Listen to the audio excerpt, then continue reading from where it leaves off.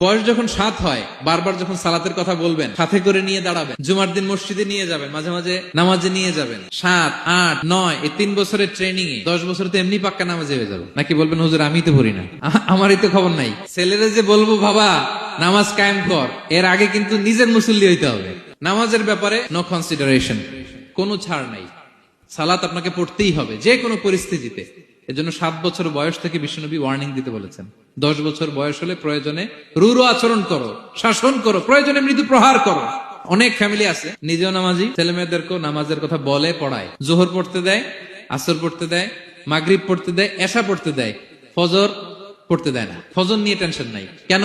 আমার কলিজার টুকরা সন্তান ঘুমায় হুজুর, কাঁচা ঘুম কেমনে ভাঙাই। যে বাবা মারা মনে করে সকালে কিভাবে ডাকি, উঠতে চায় না হুজুর, কাঁচা ঘুম কষ্ট হয়ে যায়।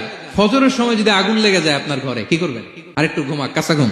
দুনিয়ার আগুন থেকে রক্ষা করার জন্য যেমনি ডাকেন, উঠায় নিয়ে আসেন, জাহান্নামের কঠিন আগুন থেকে বাঁচানোর জন্য ফজরের সময়ও ডাকার দরকার আছে না নাই?